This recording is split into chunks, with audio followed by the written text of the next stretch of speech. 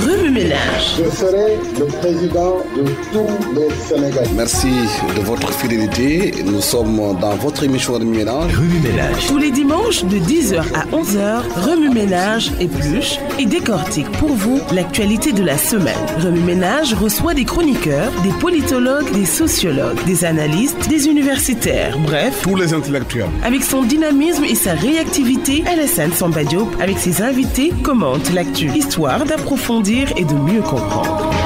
Remue-ménage.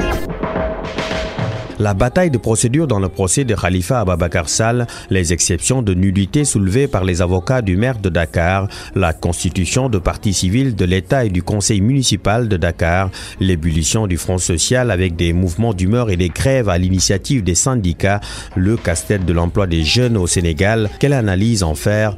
Pour parler de toutes ces questions, Remue-ménage reçoit ce dimanche 28 janvier 2018 Samba Thiam, agrégé des facultés de droit, directeur de l'IDHP, l'Institut des droits de l'homme et de la paix de l'Université Cheikh Anta Diop de Dakar et avocat à la Cour, et Cheikh Oumar Ba, socio-anthropologue et président du think tank IPAR, Initiative prospective agricole et rurale. Remue-ménage avec Alassane Samba Diop, c'est ce dimanche 10h-11h sur RFM, la radio de toute l'actualité.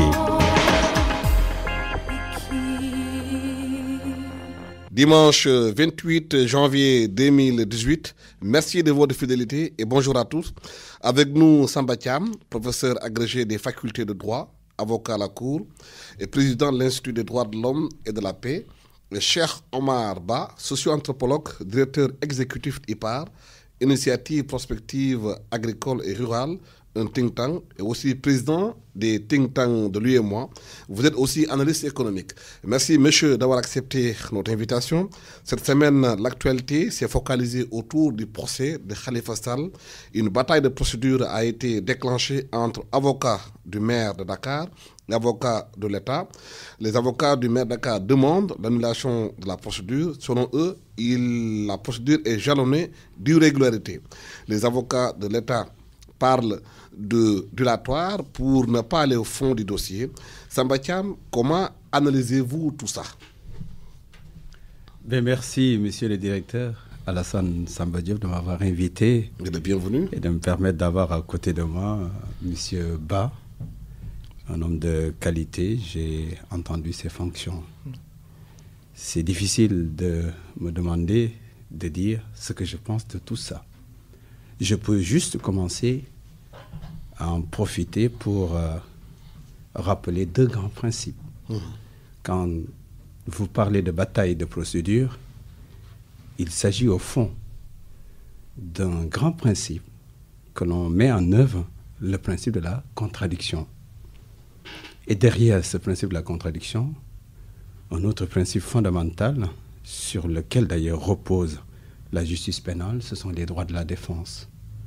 Je suis attrait en justice, je suis poursuivi, je risque ma vie à travers une peine de prison. Déjà, le simple fait d'être poursuivi, c'est une humiliation, on porte atteinte à mon honneur, raison pour laquelle, pour que je sois protégé, il est considéré que je suis présumé innocent. Je n'ai pas prouvé mon innocence, d'apporter la preuve de mon innocence. Et puisque je suis présumé innocent, il va falloir qu'on mette tous les moyens, qu'on réunisse toutes les conditions me permettant d'exercer ce droit de la défense. Le fait de soulever des incidents, de dire avant qu'on attaque le fond, voyons d'abord la forme. Est-ce que la procédure qu'on avait utilisée pour me poursuivre, elle a été régulièrement observée? S'il y a des défauts, s'il y a des insuffisances, s'il y a un irrespect de la forme, je soulève des moyens de défense pour dire que la procédure a été irrégulièrement observée. Ou bien même que cette juridiction qui est en train de me juger n'est pas celle qui est qualité, ce qu'on appelle l'exception d'incompétence. Et c'est normal, quand on soulève un argument, que le juge soit tenu de faire observer cet argument par l'autre partie. Donc les avocats qui sont de l'autre côté vont réagir, vont apporter des arguments pour repousser ceux qui ont été formulés par la personne qui est en défense. Et je rappelle que le juge doit avoir cette qualité suffisante permettant de faire animer ce dialogue dans le respect de tout un chacun, dans le respect de la justice et lui-même le juge, faire observer ce principe du contradictoire. Pour le moment, c'est le plaisir que vous me donnez de rappeler ces grands principes. Oui. Cheikh Omar, comment vous analysez ce procès, cette bataille de procédure entre les partis, où certains estiment que Khalifa Sall devait être jugé par la Cour des comptes. Ses avocats demandent l'annulation du procès parce que pour eux, il y a une violation de ses droits depuis le début. Oui, merci M. Diop de m'avoir donné cette opportunité. D'abord, remercier effectivement la RFM. Saluer M. Thiam et surtout revenir peut-être sur 3 éléments d'analyse.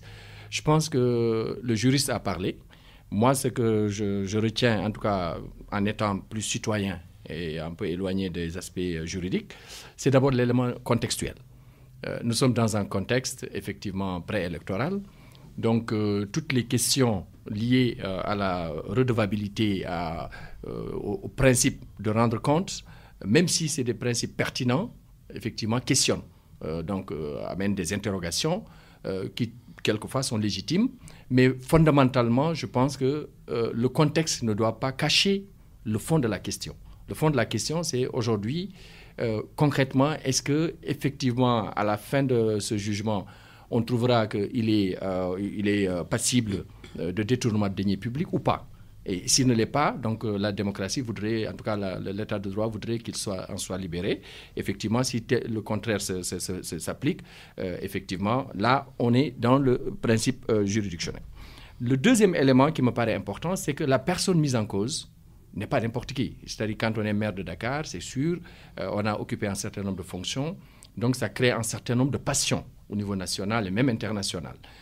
Mais cela aussi ne devrait pas, à mon avis, cacher la réalité de la chose, qui est aujourd'hui, tous les citoyens sénégalais exigent à plus de transparence, à plus en tout cas de clarté dans la gestion des fonds publics, parce qu'on dit toujours qu'on est un pays relativement pauvre, et je pense que le peu de deniers que nous avons doivent être bien gérés. Mais ça veut dire que ça ne doit pas être juste dans un camp ou dans un autre, ça doit s'appliquer à tous les citoyens sénégalais, quels qu'ils soient, qui gèrent effectivement, que ce soit aujourd'hui ceux qui sont dans le régime, et il faut qu'ils pensent à demain quand ils n'y seront pas, que ce soit ceux qui avaient géré. Donc je pense que c'est ce principe citoyen qu'il faut à mon avis mettre sur la table. Et sur ce principe citoyen, je pense que la couleur politique ou autre ne doit pas être l'élément principal.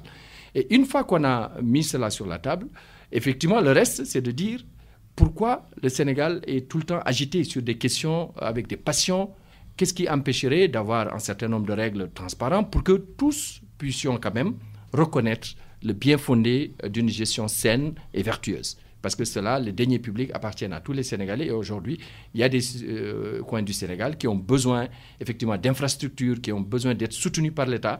Et je crois que ces ressources, on doit mieux les gérer, surtout dans un contexte où effectivement on vient de découvrir le gaz et le pétrole et qui va poser aussi des questions de gouvernance et il faut les poser de façon structurelle. Oui. Samba Thiam, au-delà de la bataille de procédure, qui est normale dans la conduite d'un procès, comme vous l'avez dit, le principe de la contradiction, la question de fond aujourd'hui, est-ce que ce n'est pas la question de gouvernance qui se pose dans nos pays, dans la gestion des deniers publics, qu'ils soient au pouvoir, qu'ils soient dans l'opposition, que les Sénégalais arrivent à avoir un rapport correct avec l'argent du contribuable? Alors, je n'ose pas, partir de ce procès, dire qu'il se pose un problème de gestion, de gouvernance, car je ne souhaiterais pas entrer dans le fond, comme si, effectivement, il y a une malgouvernance. À partir du moment où j'ai rappelé tout à l'heure que la personne poursuivie est présumée innocente, oui, la preuve du contraire. Et qu'autour du procès, c'est à l'occasion de ce procès que nous posons ces difficultés-là. Je ne veux pas en débattre pour ne pas entrer dans le fond, comme s'il y avait une certaine culpabilité à renvoyer. Je trouve en revanche l'occasion de dire que je ne comprends pas qu'une personne comme M. Ba l'a dit, aussi prestigieuse, honorable dans notre pays, deuxième personnage, parce qu'il a été élu, puisse rester en prison, pour ne pas dire dans une maison d'arrêt. Est-ce qu'il y a intérêt à retenir cette personne? Puisque la justice aussi est un élément de bonne gouvernance. si la poursuite a été organisée, si le juge d'instruction a eu la possibilité de faire son travail entièrement, pourquoi ne pas accorder la liberté provisoire à cette personne et continuer le débat? Et je crois que la justice gagnerait à afficher une image élégante vis-à-vis de nous-mêmes les citoyens. Je n'oublie pas que aussi liberté provisoire, même si vous avez rempli des conditions de cautionnement et ailleurs, il y a un élément extrêmement important qui détermine que le juge puisse vous l'accorder. C'est le fait de ne pas troubler la tranquillité publique.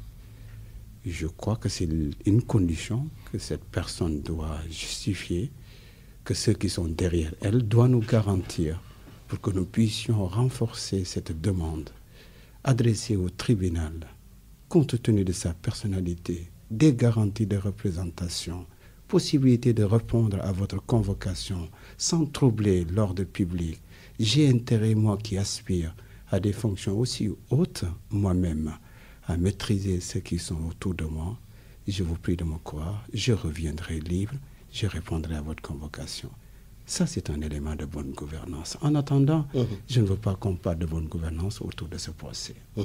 Comment analysez-vous cette situation aujourd'hui par rapport à la bonne gouvernance, par rapport à la gestion des deniers publics? Oui, donc je reste sur les principes. C'est-à-dire que les principes, effectivement, voudraient que tant qu'il est effectivement présumé innocent, je crois que, enfin, tant que le procès n'a pas eu lieu, il est présumé innocent. Donc, effectivement, comme l'a dit M. Thiam, on ne doit pas peut-être directement entrer dans le fond de la chose. Par contre, effectivement, je pense qu'au niveau des principes républicains, aujourd'hui, il faut qu'on considère que celui qui vole un poulet doit être aussi traité que celui qui vole des milliards. Et je crois que le principe, alors que souvent on est plus prompt à sanctionner peut-être des petits voleurs, et je pense qu'il faut que ce principe soit un principe intégré dans notre gestion quotidienne des affaires publiques. Deuxièmement, je pense qu'il faut qu'on évite des revanchards. C'est-à-dire que, parce qu'une démocratie se construit effectivement par l'apport de tout un chacun, et je pense qu'il faut qu'on pense à comment inscrire le Sénégal dans une trajectoire continue de progression et d'émergence, comme disent les autorités. Et de ce point de vue, il ne faudrait pas qu'il y ait souvent en tout cas des procès d'intention ou en tout cas justement des règlements de comptes. Et dans ce cadre, il me semble important que, comme certains en tout cas commencent à le dire, c'est-à-dire que le mobile peut être politique, même si le dossier est judiciaire, parce que certains le disent, la question de fond, c'est que réellement, a-t-il fait ce qu'il a fait? Ce qu'on lui reproche. Et ça, il n'y a que la juridiction qui peut le dire. Donc, je pense qu'il vaut mieux qu'on dépassionne le débat, qu'on fasse confiance à nos juridictions et qu'on considère que la dimension politique, il y a un temps de politique, il y a un temps d'économique, il y a un temps judiciaire. Et il ne faudrait pas que tous ces temps soient accaparés par le politique. Parce qu'aujourd'hui, je pense que des pays comme le Sénégal, on a énormément de défis à relever, notamment, certainement, on y reviendra sur les questions d'emploi des jeunes, sur les questions d'agriculture, transformation structurelle de l'économie, plutôt que de se focaliser, même si, effectivement, la bonne gouvernance est à la base de tout cela. Donc, il faut des règles et il faut, à mon avis, pacifier l'espace politique pour qu'on ait des élections apaisées, parce qu'on va vers des élections, donc plus avec le Front social, tout ça, si c'est tendu, c'est clair qu'on risque de ne pas être dans un cadre apaisé pour aller vers des élections calmes. Et je pense qu'il faut vraiment que les religieux, tous les acteurs puissent pacifier l'espace, mais ça n'enlève en rien la nécessité et l'exigence citoyenne d'avoir un procès équitable et de surveiller et de bien gérer les deniers publics. Ça, je pense, c'est un principe de base. Oui, est-ce que justement l'accaparement de l'espace public par les politiciens, aujourd'hui, si toutes les questions ne font pas qu'aujourd'hui, on est dans une sorte de brouillage au Sénégal, on ne sait plus exactement est-ce que c'est le temps judiciaire, est-ce que c'est le temps politique, est-ce que c'est le temps du travail? Je pense que ça peut nous amener vers ce que vous avez appelé tout à l'heure la bonne gouvernance. J'ai bien aimé quand Ba disait tout à l'heure qu'il ne faut pas que le temps soit accaparé. Je ne comprenais pas d'ailleurs, je pense que c'est une façon d'envenimer la situation, que quand c'est le moment du procès, toutes les rues sont barrées, bloquées. Je crois que ça peut aller dans le sens de dire que c'est une justice, elle a son temps, elle a son endroit, on peut libérer, on peut passer, la vie peut continuer.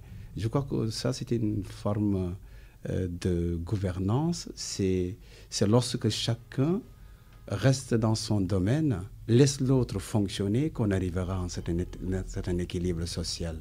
Mais quand ce n'est pas possible, ça veut dire qu'au fond, derrière, il y a d'autres personnes qui, en réalité, commandent ou organisent, font fonctionner. C'est ça qui fait que nous nous inquiétions. Est-ce que justement ce n'est pas dû quelque part au fait qu'au Sénégal, la société civile qui devait plus peser pour la clarification des géopolitiques fait qu'aujourd'hui qu'on est dans cette situation-là?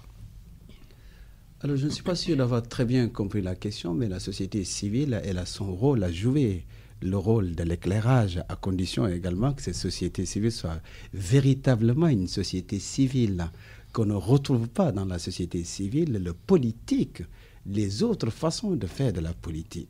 Quand le rôle, c'est d'informer, d'expliquer, d'aider à ce qu'il y ait une transparence, contribuer à la paisibilité de notre société, ce serait une bonne chose. Mais je ne suis pas sûr.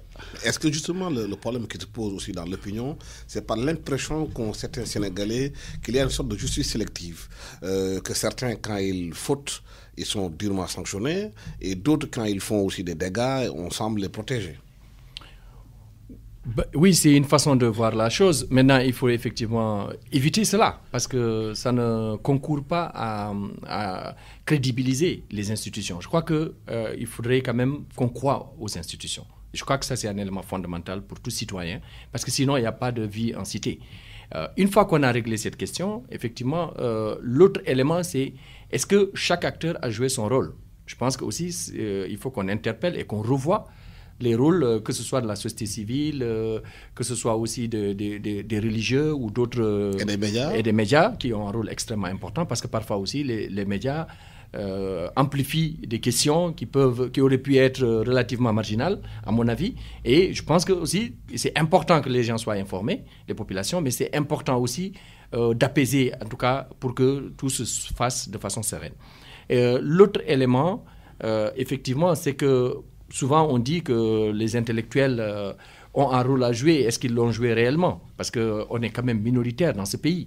Et il faudrait qu'on arrive à écouter tous les acteurs. Et chacun a un rôle à jouer. Et je pense qu'à part les questions de principe, éviter vraiment de donner l'impression qu'on est dans des règlements de compte. Parce que c'est ça qui crée de façon continue vraiment des procès, de procès en procès. Ceux qui demain ne seront pas là vont encore être poursuivis, etc. Moi, je crois qu'il faudrait qu'on arrive à retenir des principes républicains autour desquels tous les acteurs peuvent se mettre d'accord, et quel que soit le camp dans lequel vous êtes. C'est-à-dire que la question, c'est de dire, est-ce que les deniers ont été bien gérés? Si c'est bien géré ou si ce n'est pas bien géré, effectivement, en ce moment, ça concerne tous les Sénégalais. Le dernier point, de ce point de vue, je crois que par rapport à votre question, à savoir... Est-ce que l'impression, c'est pas que certains sont poursuivis et d'autres... Une justice à deux vitesses. Ça donne cette impression si, effectivement, on évacue le fait que ce qui a été quand même dit, je pense que les montants qui ont été annoncés, quand même, c'est des montants relativement importants. Donc, est-ce que c'est avéré? Après, les gens vont dire non, ce n'est pas le seul qui l'ait fait, parce qu'il y en a d'autres qui l'avaient fait. Je pense que ça, ce n'est pas une excuse.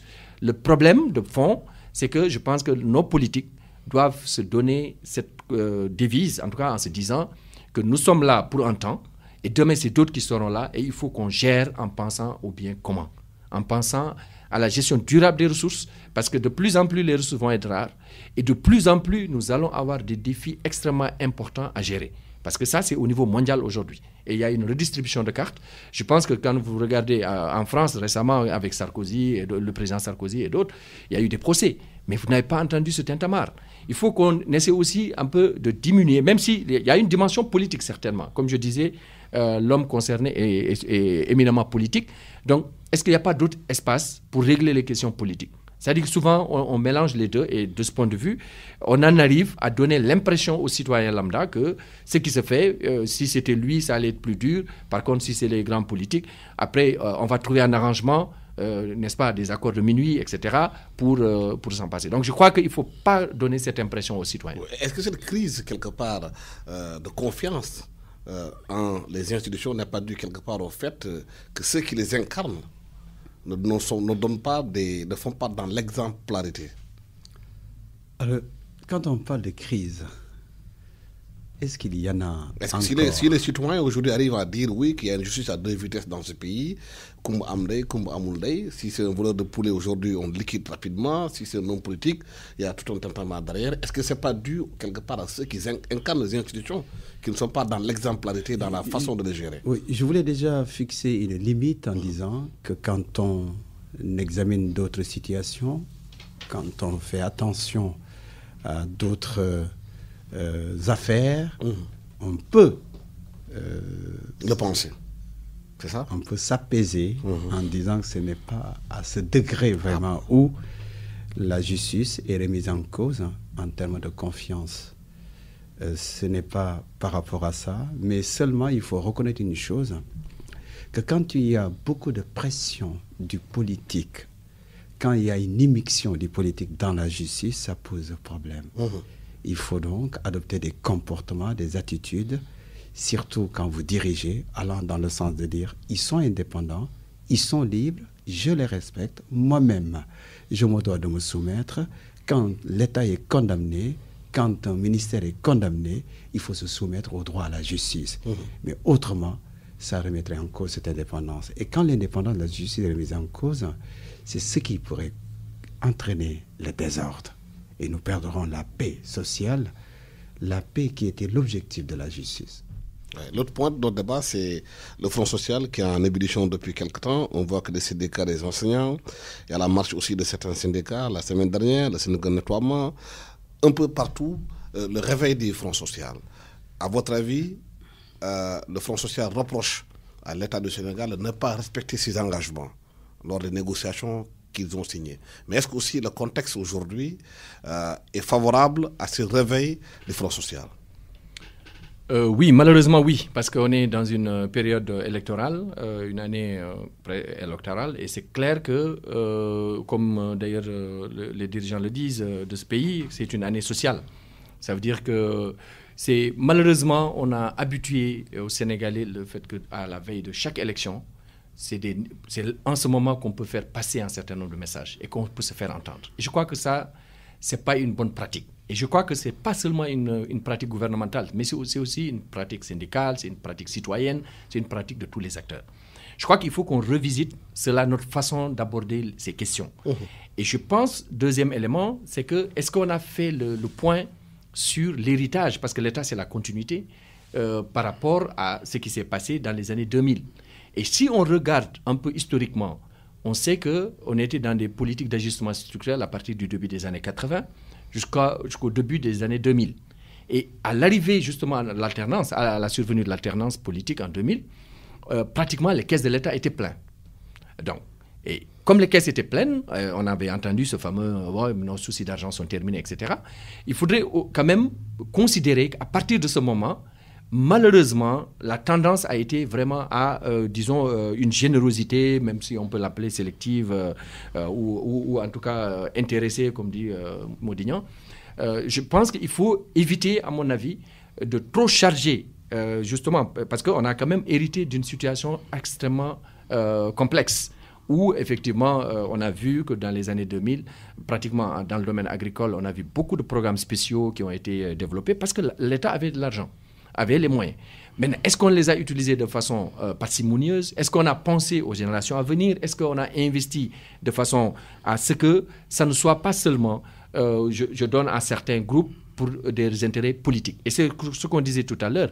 Et le Front social, il est aussi dans la société. Donc du coup, connaissant les enjeux, connaissant la nécessité ou en tout cas l'opportunité de faire passer des messages, notamment à la veille des élections, c'est clair que tout un chacun vient avec ses revendications. Et je pense que je suis en train de me poser la question, est-ce qu'on a fait réellement une mise à plat de l'héritage par rapport aux engagements que l'État avait donnés. Et je crois qu'avec les assises, on aurait pu reconsidérer certains engagements en mettant à plat, mais ce n'est pas facile parce que chaque groupe d'acteurs met des pressions et tu ne peux pas augmenter les salaires des magistrats et ne pas augmenter ceux de la santé, ceux de l'éducation, etc. Donc, c'est des questions très complexes sur lesquelles je pense qu'il faut qu'on ait en tout cas un débat citoyen et qu'on essaie d'avoir des perspectives plus apaisées. C'est ce que dénoncent les enseignants en disant que les magistrats se sont retrouvés avec des indemnités de 800 000 francs CFA, alors qu'eux, ceux qui sont dans les écoles, ceux qui donnent la connaissance, ceux qui forment ces magistrats d'ailleurs, qui sont dans une situation de précarité par rapport à l'indemnité de logement. Alors moi, je voudrais tout de suite répondre et en profiter pour revenir sur la question que tu avais adressée à mon ami Ba, de dire que moi je ne veux pas faire de revendications en comparant. Les situations ne sont pas les mêmes. Les conditions dans lesquelles travaille le magistrat, je ne fais pas de hiérarchie, mais chaque situation correspond à une réalité. On ne revendique pas pour dire pourquoi tel. Moi, je veux revendiquer pour montrer que j'ai mené des études supérieures, que j'ai suivi une carrière, que l'État lui-même a mis des moyens dans moi.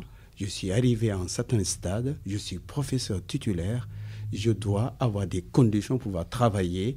On doit me préserver, il faut que je sois regardé. Si je suis autour de moi, il y a une certaine pauvreté, on ne me respectera pas.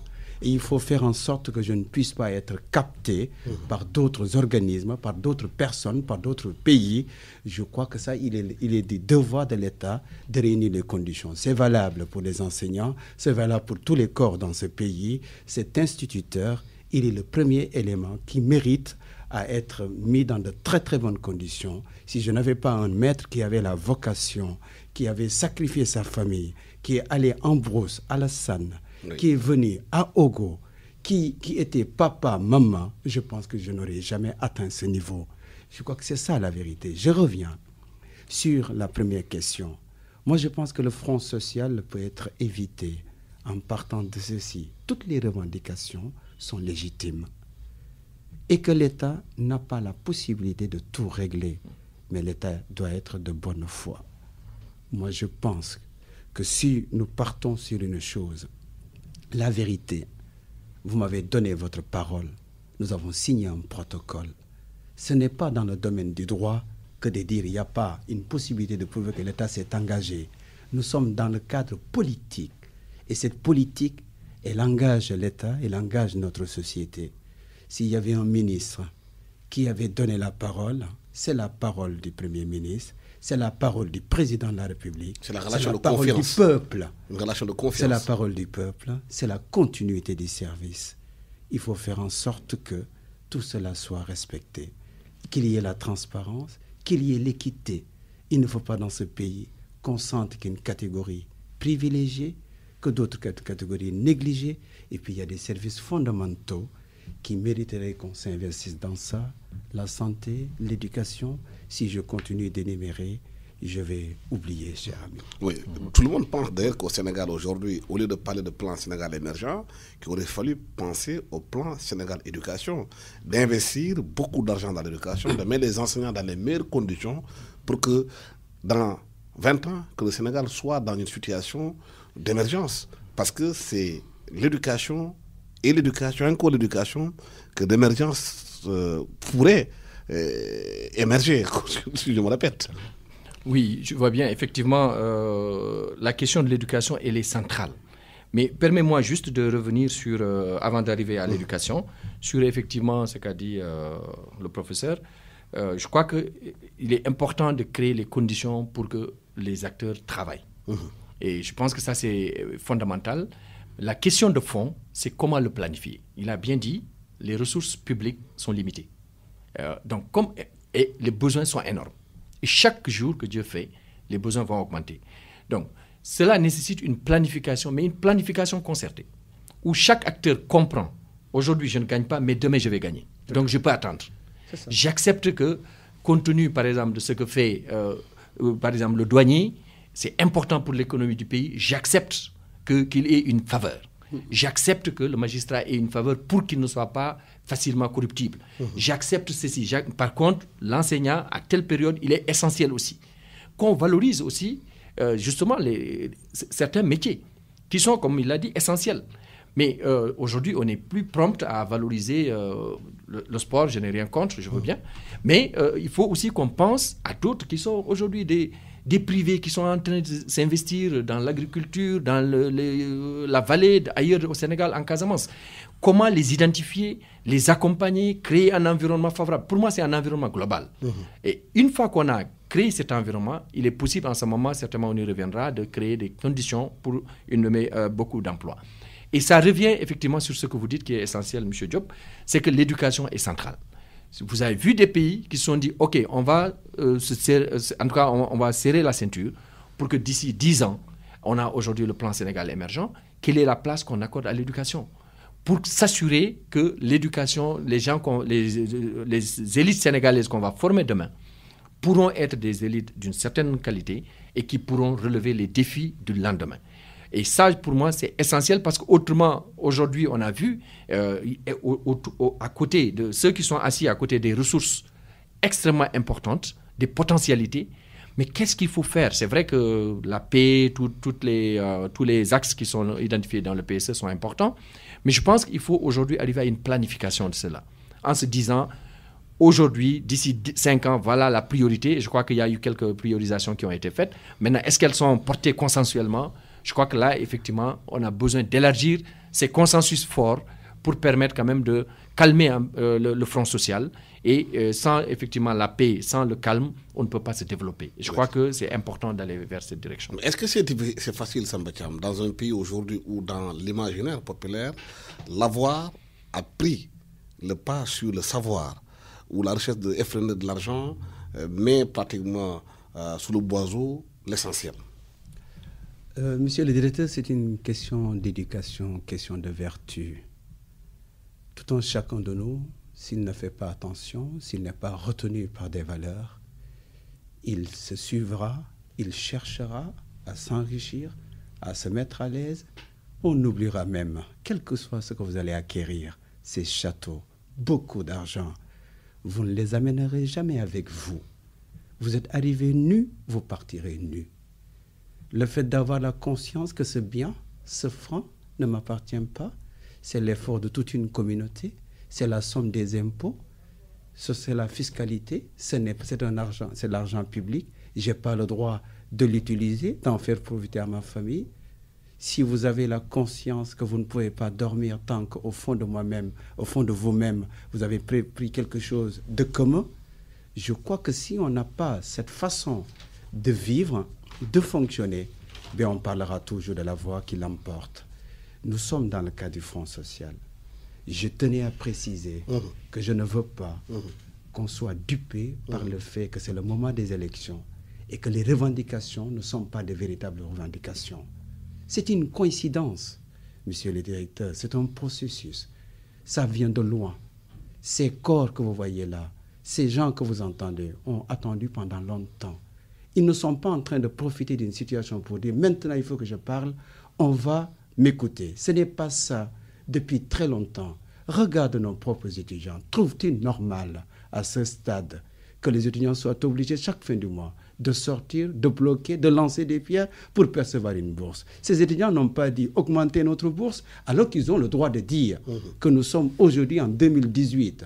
On a entendu des augmentations un peu partout. Nous faisons partie de la société. Je ne peux pas percevoir 36 000 francs, c'est ce que je percevais quand j'étais en première année. Ce n'est pas normal. Donc, ça veut dire quoi? La responsabilité doit être située au niveau des hommes. Ces hommes qui parlent au nom de l'État. Est-ce que ce n'est pas cette responsabilité aussi qui repose, le troisième point de notre débat, sur pratiquement le casse-tête de l'emploi au Sénégal? On a vu depuis Senghor, Abdou Diouf, Abdoulaye Wade, aujourd'hui Macky Sall, on semble confronté à une question où on ne trouve pas de solution. Oui, écoutez, la question de l'emploi, elle est complexe et elle est mondiale. Aujourd'hui, tous les pays du monde sont confrontés à cette question, même si, effectivement, on a montré un certain nombre de travaux qui prouvent que l'Afrique subsaharienne est le seul continent aujourd'hui en transition démographique dans le monde, ce qui va se traduire par une arrivée massive des jeunes sur le marché de l'emploi. On a mieux maîtrisé la natalité, enfin la mortalité aujourd'hui. Avec tout ce qui se passe, on voit qu'il y a une opportunité, justement, que constitue cette transition démographique. Maintenant, est-ce qu'on s'est donné les moyens pour mieux la capter? Et je pense qu'il y a 3 aspects à considérer. Le premier, c'est que dans cette transition, effectivement, c'est là où nous, on a fait des études à l'IPAR pour montrer que 269 000 jeunes arrivent chaque année sur le marché de l'emploi. C'est quand même énorme par rapport à une économie qui se veut émergente. 269 000 jeunes. Jeunes qui arrivent chaque année sur le marché de l'emploi. Formés ou pas formés ou justement, la question, elle est là. Parce que souvent, ils ne sont pas formés, malheureusement. Et donc, la question, en tout cas, formés pour le travail qu'il faut faire. Soit ils peuvent avoir... ils sont diplômés, mais pas formés. Et ça, c'est un problème de fond. Ça repose effectivement ce que vous disiez sur l'éducation. Le deuxième élément, et on a vu même si aujourd'hui les jeunes doivent migrer, parce que ce qu'on oublie aussi dans la migration, on a parlé récemment du cas de Libye, ce qu'on a oublié, c'est que sur 10 Sénégalais ou Ouest-Africains qui vont en migration, les 7 restent sur le continent africain. 7 sur 10. Il n'y a que 2 qui vont en Europe et 1 peut-être qui part ailleurs. Donc, sur la base de ces chiffres, ça veut dire qu'on a quelque chose à travailler. Comment former, justement, on revient sur l'éducation et la formation, former ces jeunes pour que quand ils sortent eux-mêmes, ils peuvent lancer leur propre entreprise. Ils peuvent le faire ici. Comment créer d'abord, sur les 7 qui restent sur le continent, comment créer les conditions. Donc, il y a quand même un effort dans la circulation des personnes et des biens, dans la CEDEAO. Comment leur permettre de s'installer un peu partout dans la sous-région et être, en tout cas, tirer l'économie. Et je pense que cela, notre conviction, et c'est le deuxième point, passe par le fait que une des solutions de l'emploi des jeunes, nous pensons que c'est dans l'agriculture. Et je crois que l'État n'a pas perdu de vue cette dimension. Même si la façon dont l'État le fait, on peut le questionner. Parce qu'on peut la questionner d'autant plus que, malheureusement, il y a beaucoup de tentatives qui se font. On peut trouver à dire, dans la mesure où ça peut ne pas être efficace, ça peut ne pas être durable et ça peut ne pas être viable. Donc, et cela, je pense que l'enjeu doit être d'avoir vraiment, s'il le faut, des assises, sans que ça soit une multitude d'assises, mais sur ces questions de fond, où les Sénégalais s'asseyent pour dire, dans les 20 ans à venir, vers quoi on va, comment on va y aller. Peut-être que là, ça va être difficile. Effectivement, je suis d'accord tout à l'heure avec ce que vous disiez. C'est incompréhensible qu'un jeune qui, à la fin de chaque mois, doit revendiquer pour avoir sa bourse. On aurait fait pour un salarié, il ne va pas travailler. Donc, c'est clair que c'est des questions de fond. Mais comment faire pour, avec les moyens disponibles, que tout un chacun sache où est-ce qu'on met les ressources et soit d'accord dans les orientations en se disant... Aujourd'hui, je suis relativement défavorisé, mais je sais que si on continue dans cette direction, mon fils va avoir de meilleures conditions et le Sénégal va atteindre l'objectif qu'on se fixe. Et enfin, je crois, une dernière option, c'est que ce qu'on ne se rend pas compte, on discute beaucoup au niveau de l'agriculture et on voit les efforts que l'État fait et les limites. Et je crois qu'il faut oser pointer les limites. Parce que c'est comme ça qu'on avance. Si on est plus dans des situations où on ne veut pas remettre en cause un certain nombre de trajectoires, ça ne permet pas de progresser. Et je crois qu'il faut les toucher. Et dans ce cadre, quand on regarde des jeunes dans des exploitations familiales, mais c'est eux aujourd'hui qui peuvent utiliser, par exemple, les services financiers, la gestion de l'exploitation, la gestion des bases de données. Ils peuvent aider mais ça suppose qu'on installe ces jeunes avec du foncier, avec des financements, en les accompagnant. Ils ne sont pas obligés d'être seulement dans la production, mais ils peuvent être dans la transformation, être dans d'autres chaînes de valeur, dans d'autres segments de la valeur ajoutée, et qui permettra effectivement à ces jeunes de contribuer au développement national. Autrement, l'État ne peut pas créer des emplois. Ce n'est pas à l'État de le créer, et malheureusement, on se fourvoie un peu sur cette question, mais l'État doit créer les conditions, un environnement favorable à cela. Est-ce que l'université aujourd'hui ne doit pas être une solution dans la formation des jeunes? On a vu qu'à la faculté des lettres, aujourd'hui, il y a de nouveaux modules qui ont été introduits pour la formation professionnelle. Mais est-ce que l'université ne doit pas aller au-delà du fait juste de donner du savoir?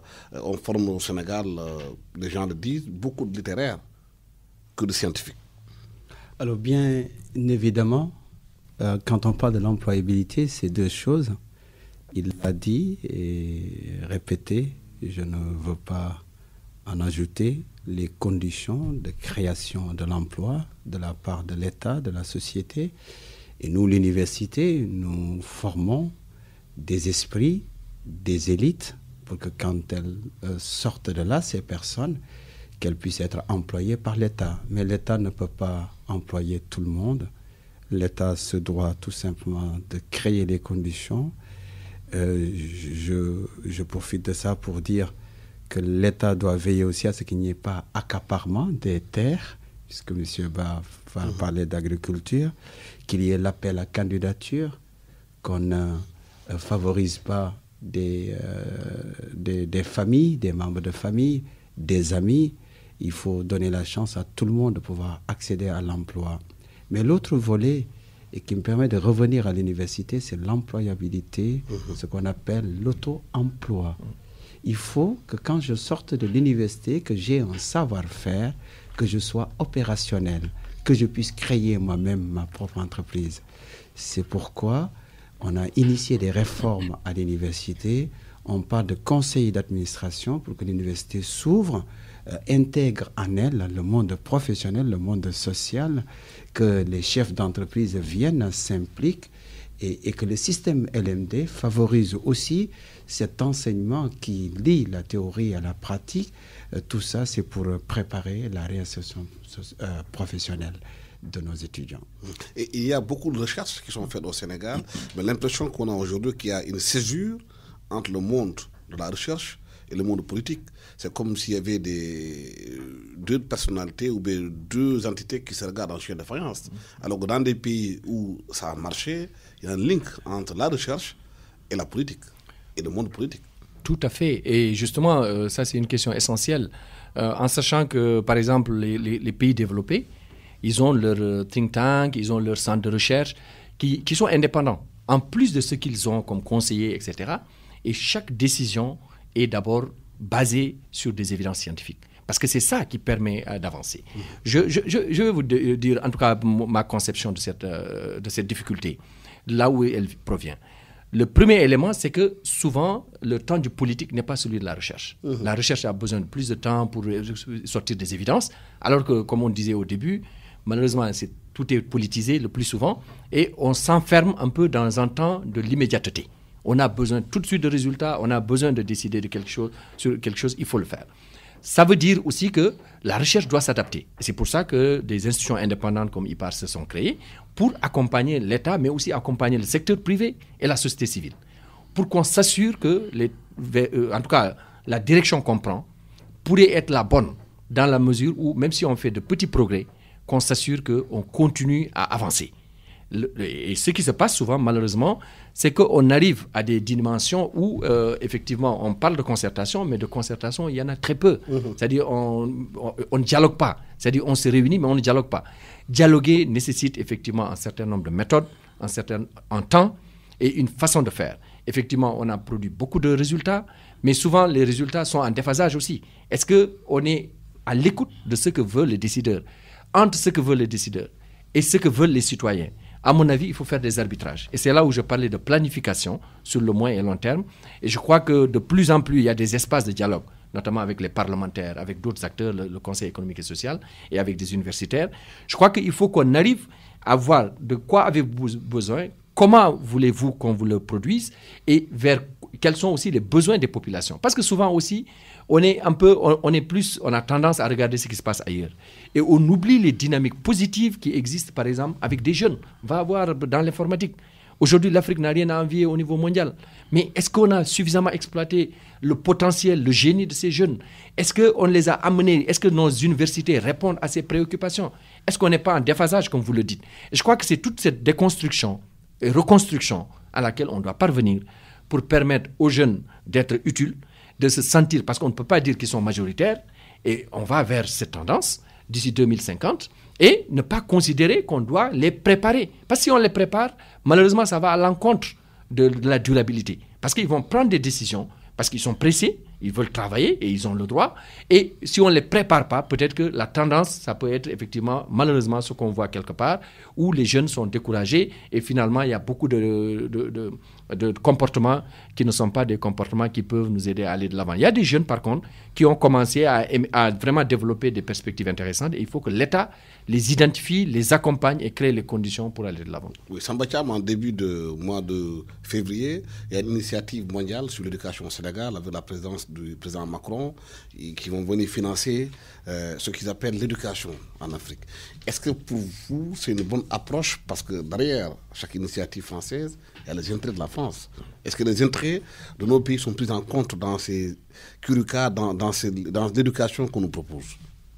Vous savez, monsieur le directeur, chaque fois qu'il est question de politique, il y a un mythe derrière.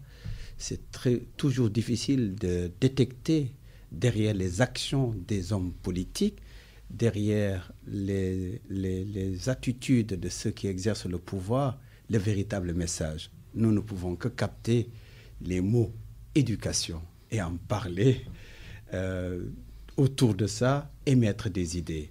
Dès qu'on parle d'éducation, c'est une bonne chose. Mais derrière, qu'est-ce qu'il y a? Le contenu, c'est difficile. Le message idéologique. Oui, c'est bien de donner les moyens.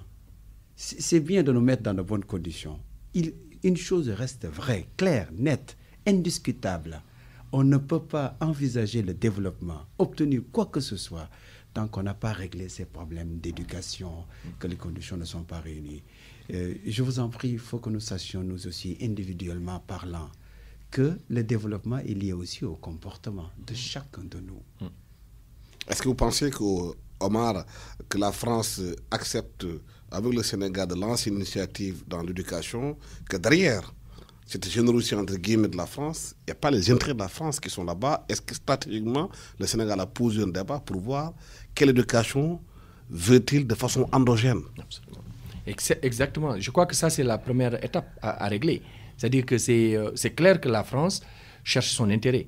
Comme le Sénégal cherche, il n'y a aucun État, les États n'ont pas d'amis, donc des intérêts. Il y a des États stratégiques. Voilà. Parce qu'en France, quand Macron est venu pour la première fois à Ouagadougou, il est venu avec start-up. Exact. Parce qu'il comprend que l'économie digitale est devenue importante. Absolument. Qu'est-ce qu'on propose, nous? Absolument. Et justement, en face, je crois que comme M. Thiam l'a dit, il faut qu'on se prépare pour que vraiment, et je crois que c'est le temps du partenariat. Et c'est heureux d'avoir effectivement... parce qu'on voit que le président français, il est jeune, il va dans cette direction. Bon, ça veut dire quand même qu'il y a un gros espoir pour même nos jeunes Africains qui se disent c'est possible. On peut travailler et arriver à ce niveau. Par contre... Mais c'est le président de la France. C'est le président de la France. Les intérêts de la France ne sont pas ceux du Sénégal. Et il faut qu'on pense à comment les entreprises sénégalaises, comment les renforcer, comment renforcer les Sénégalais dans ce qu'ils font. Ça n'exclut pas de s'ouvrir, parce qu'on a besoin des autres. Et on voit un peu ce qui se passe au niveau mondial, même avec, en tout cas avec le climato-sceptique Trump. Tout le monde sait que c'est par rapport à son intérêt, parce qu'il veut résoudre les problèmes d'emploi des jeunes. Peut-être qu'il s'y prend mal, en tout cas pour nos pays, mais lui, il sait qu'il règle des problèmes des Américains. Il faut que nos États apprennent à se dire, aujourd'hui, le Sénégal vient de découvrir du gaz et du pétrole, comment prendre ce gaz et le pétrole et s'assurer qu'on ne va pas augmenter le train de vie de l'État. On ne va pas être dans des dynamiques juste expansives. Et s'assurer que ce qu'on va investir va sécuriser l'agriculture, va permettre une bonne éducation, investir pour que les générations à venir, et je crois que c'est le rôle, parce que quand tu décides d'exploiter une ressource, c'est des ressources finies, ça veut dire que tu empêches les générations à venir d'en profiter. Donc il faut que tu mettes des infrastructures qui restent là sur le long terme et qui permettent effectivement, surtout comme vous disiez, l'éducation. Pour moi, l'éducation est fondamentale, surtout la formation qui soit adaptée. Et en ce moment, on pourrait effectivement accompagner les jeunes, créer de l'espoir. Parce qu'aujourd'hui, quand on dit, mais quand l'Europe a fait sa transition, ça a marché. Quand l'Asie a fait sa transition, ça a marché. Aujourd'hui, c'est le temps de l'Afrique. On a des ressources, mais regardez ce qui se passe en RDC, regardez ce qui se passe au Sahel. Avec les ressources, si vous voyez que les Occidentaux aussi viennent nous appuyer, c'est parce qu'ils ont un intérêt derrière, parce qu'il y a la gestion des ressources naturelles. Comment nous, on doit avoir une réflexion autonome, accompagner nos États, prendre notre courage par deux mains et aller vers cette direction. Oui, Samba Thiam, est-ce que nous sommes assez stratèges dans nos pays pour préserver nos intérêts? Je ne pense pas. Pourquoi? Je ne pense pas que nous soyons suffisamment stratèges parce que nous sommes dominés. Nous n'avons pas tout le temps la possibilité de dire non, c'est comme ça que je veux que les choses se fassent, d'imposer. Le plus souvent, je parle de majoritairement. C'est sûr et certain que dans certaines situations, nous arrivons à mettre en avant nos réalités, notre culture, notre histoire. Et pourtant, on a l'impression qu'en Afrique, la jeunesse est dans une grande défiance vis-à-vis des pouvoirs établis. Oui, Là, nous Si sommes... on entend la respiration de la jeunesse africaine, Oui, il y a oui. une grande différence. Là, nous sommes sur le terrain de la démocratie. Tout à l'heure, avant que nous commencions cette émission, je vous ai dit, moi, je suis optimiste. C'est difficile, mais nous prenons en charge notre propre destin. Il fut un temps, vous qui êtes là, qui êtes en train d'animer cette radio en tant que directeur, il fut un moment, cette liberté de la presse n'était pas aussi grande. Mais aujourd'hui, nous avons réussi à conquérir, à obtenir, à récupérer pas mal de nos libertés et de nos droits fondamentaux. Mais si nous revenons encore à la question de la stratégie, c'est au fond, la vérité, la logique, c'est la logique de domination. Et même ça ne se voit pas directement. Ça s'exprime avec des politiques, avec des diplomaties. Nous ne nous appartenons pas. Il y a beaucoup d'installations, beaucoup de réceptions, c'est indépendamment de notre volonté. Quand est-ce qu'on pourra arriver à ce que a voulu Thomas Sankara, même s'il ne s'est pas comporté comme ça, au discours de Sékou Touré, je préfère ce que je suis, je préfère utiliser mes propres produits locaux, vivre avec ce que j'ai et essayer de se développer, plutôt que de dépendre de vous-même. Point final, à Remue-Ménage, le temps que nous sommes partis est terminé. Messia Samba Thiam, professeur agrégé des facultés de droit, il est aussi avocat à la Cour, il est aussi Samba Thiam, directeur de l'Institut des droits de l'homme et de la paix. Merci aussi à Cheikh Omar Ba, qui est socio-anthropologue, directeur exécutif de IPAR, Initiative Prospective Agricole et Rurale, et aussi, c'est aussi un think tank. Il est aussi le président du think tank de l'UEMOA. À la technique, Aliou Diassé, micro Alassane Sambodjo. Excellent dimanche à tous.